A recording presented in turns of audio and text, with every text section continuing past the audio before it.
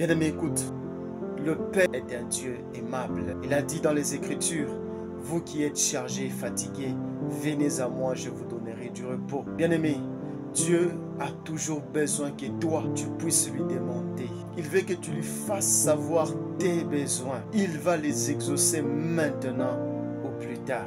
Bien-aimé, si c'est maintenant, donc c'est bien. Si c'est plus tard, c'est encore très bien. Tout concourt au bien de ceux qui aiment Dieu. Bien-aimé, lorsque l'enfant prodigue est rentré auprès de son père, la Bible dit, il a dit à son père, j'ai péché contre Dieu et contre toi. Cet homme a manifesté besoin urgent. Quand il a dit j'ai péché contre toi, automatiquement le père a compris que celui qui a péché a perdu ce qu'il a reçu. Automatiquement il a dit qu'on lui donne un bain, un habit propre, qu'on tue un chevreau pour lui. Lorsque l'enfant prodigue est parti, il a tout perdu. Bien-aimé, quand Dieu te donne et que tu t'éloignes de lui, tu es en train de couper cette énergie qui fait vivre tout ce que tu as reçu de lui. Bien-aimé, quand tu es dans le besoin, il te donne. Il est l'énergie qui alimente tout ce qu'il t'a donné. Quand tu t'éloignes de lui, tu ne peux que perdre. Car l'énergie, c'est lui qui fait vivre ce que tu as. Bien-aimé, la Bible dit ceci, lorsque le frère de l'enfant prodigue a vu qu'un chevreau a été tué, il est allé se plaindre auprès de son père. Il a dit, comment est-ce que tu as donné à celui qui a tout perdu? Bien-aimé, le père a dit, tout ce qui est à moi est à toi. Il avait tout, mais pour ouvrir sa bouche, c'était un problème. Tu as des douleurs, mais tu ne demandes rien à Dieu. Tu as des problèmes, tu ne dis rien à Dieu. Il y a un démon qui te tracasse, tu ne les chasses pas, car il a dit, vous allez chasser les démons à mon nom. Tu ne fous rien. Et tu dis que Dieu t'a oublié. Tu dis rien, mais tu te plains seulement. C'est ce qu'a fait le frère de l'enfant prodigue. Il s'est plaigné seulement. Et Dieu lui a dit, tout ce qui est à moi est à toi.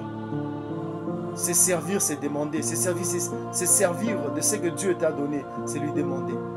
C'est servir de ce que Dieu t'a donné, c'est exercer le pouvoir de chasser les démons.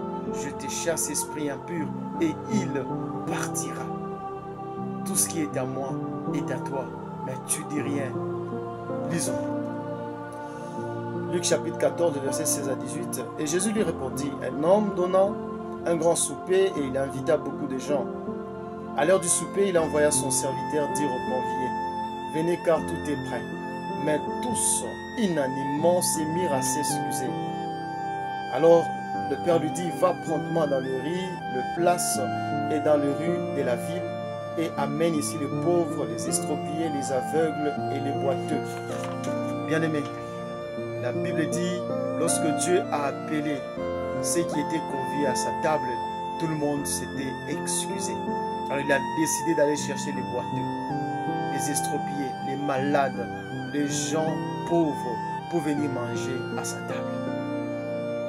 Bien-aimés, ceux qui avaient refusé de venir à sa table, les estropiés, les gens pauvres, les gens endettés, ce sont des personnes qui se sont dit qu'on n'est pas nous-mêmes autosuffisants.